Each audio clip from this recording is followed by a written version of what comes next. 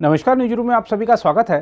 तृणमूल कांग्रेस सांसद महुआ मोइत्रा की मुश्किलें बढ़ गई हैं क्योंकि बीजेपी सांसद निशिकांत दुबे की ओर से उन पर जो आरोप लगाए गए थे उसे उद्योगपति दर्शन हीरानंदानी ने अपने कबूलनामे के जरिए सही ठहरा दिया है। हालांकि इस पर महुआ मोइत्रा ने कहा है कि उद्योगपति का हलफनामा दर्शाता है कि उसे प्रधानमंत्री कार्यालय ने ड्राफ्ट किया है। उन्होंने कहा कि यह हलफनामा एक जोक के अलावा कुछ नहीं है। महुआ ने कहा है कि ऐसा लगता है कि दर्शन को इस पर हस्ताक्षर करने के लिए मजबूर किया गया है।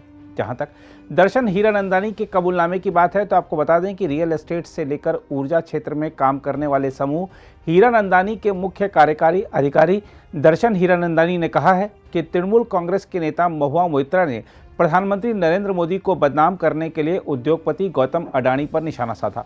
उन्होंने कहा कि मोइत्रा का इरादा प्रधानमंत्री को बदनाम करना था क्योंकि उनकी प्रतिष्ठा के कारण विपक्षी दलों को उन पर हमले का मौका नहीं मिलता। हम आपको बता दें कि आरोप है कि हीरानंदानी समूह ने अडानी समूह के बारे में संसद में सवाल उठाने के लिए टीएमसी सांसद महुआ मोइत्रा को कथित तौर पर भुगतान किया था। एक हस्ताक्षरित हलफनामे में हीरानंदानी ने स्वीकार किया कि सरकार के स्वामित्व वाली इंडियन ऑयल कॉरपोरेशन द्वारा उनकी कंपनी के एलएनजी टर्मिनल के बजाय ओडिशा में धामरा एलएनजी आयात सुविधा केंद्र को चुनने के बाद उन्होंने अडानी पर निशाना साधते हुए सवाल पूछने के लिए मोइत्रा के संसदीय लॉगिन का इस्तेमाल किया था। उन्होंने दावा किया कि महुआ मोइत्रा ने महंगी विलासिता की वस्तुएं, दिल्ली में उनके आधिकारिक तौर पर आवंटित बंगले के नवीनीकरण में सहायता, यात्रा खर्च, छुट्टियों के अलावा देश और दुनिया में विभिन्न स्थानों पर उनकी यात्राओं के लिए मदद की लगातार मांग की। हम आपको याद दिला दें कि इस सप्ताह की शुरुआत में बीजेपी सांसद निशिकांत दुबे और महुआ मोइत्रा के अलग हुए साथी और वकील जय अनंत देहाद्रई ने आरोप लगाया था कि मोइत्रा ने संसद में सवाल उठाने के लिए हीरानंदानी से मदद ली थी। इस पर मोइत्रा ने उनके खिलाफ दिल्ली उच्च न्यायालय के समक्ष मानहानि का मुकदमा किया है।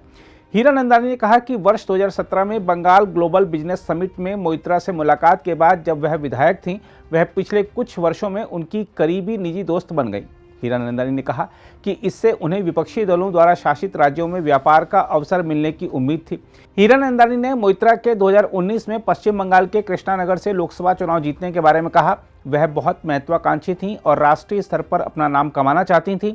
हीरानंदानी ने कहा उन्हें उनके दोस्तों और सलाहकारों ने सलाह दी कि सबसे छोटा रास्ता अपनाना चाहिए और वह मोदी पर व्यक्तिगत हमला करके प्रसिद्धि पा सकती हैं। हीरानंदानी ने कहा हालांकि प्रधानमंत्री की बेदाग प्रतिष्ठा है और वह किसी को भी नीति, शासन या व्यक्तिगत आचरण में उन पर हमला करने का कोई मौका नहीं दे रहे।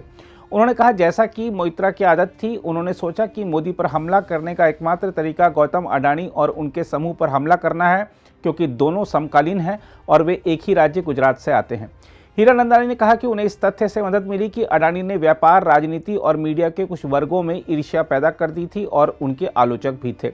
उन्होंने कहा इसलिए उन्हें अडानी को निशाना बनाकर प्रधानमंत्री को बदनाम करने और शर्मिंदा करने के अपने प्रयास में इन वर्गों से समर्थन मिलने की उम्मीद थी।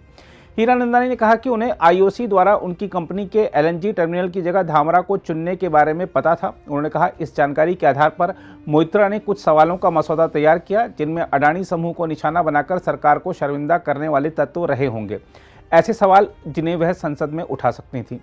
हीरानंदानी ने दावा किया उन्होंने सांसद के रूप में अपनी ईमेल आईडी मेरे साथ साझा की ताकि मैं उन्हें जानकारी भेज सकूं और वह संसद में सवाल उठा सकें। मैंने उनके प्रस्ताव को मान लिया। हीरानंदानी ने दावा किया कि अडानी समूह से संबंधित सवालों का जो पहला सेट उन्होंने भेजा था, मोइत्रा उससे मिली प्रतिक्रिया से प्रसन्न थी। हीरानंदानी ने कहा कि इसके बाद मोइत्रा ने उनसे अडानी समूह पर अपने हमलों में उनका सहयोग जारी रखने का अनुरोध किया।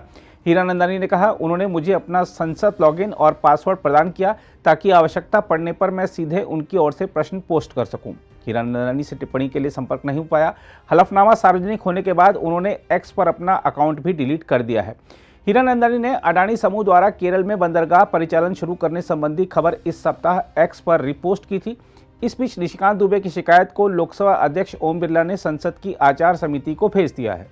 हम आपको यह बता दें कि दिल्ली उच्च न्यायालय तृणमूल कांग्रेस सांसद महुआ मोइत्रा की याचिका पर आज सुनवाई कर सकता है, जिसमें बीजेपी सांसद निशिकांत दुबे, एक वकील और कई सोशल मीडिया प्लेटफॉर्म और मीडिया संस्थानों को उनके खिलाफ कोई भी फर्जी और अपमानजनक सामग्री पोस्ट करने, प्रसारित करने या प्रकाशित करने से रोकने का निर्देश देने की मांग की गई है। याचिका 17 अक्टूबर को दायर की गई थी, जो न्यायमूर्ति सचिन दत्ता के समक्ष सुनवाई के लिए सूचीबद्ध है।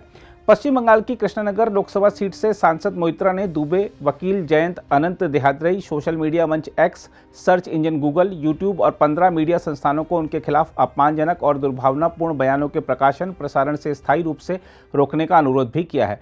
मोइत्रा ने उच्च न्यायालय में अपनी याचिका में आरोपों को खारिज भी किया है और दावा किया है कि उनकी साख खराब करने के लिए आरोप गढ़े गए हैं। अगर आप भी लेना चाहते हैं देश दुनिया की तमाम जानकारी तो आज ही सब्सक्राइब करें हमारे चैनल को। साथ ही नीचे दिए बेल आइकन को जरूर दबाएं ताकि हर अपडेट आप तक पहुंच सके।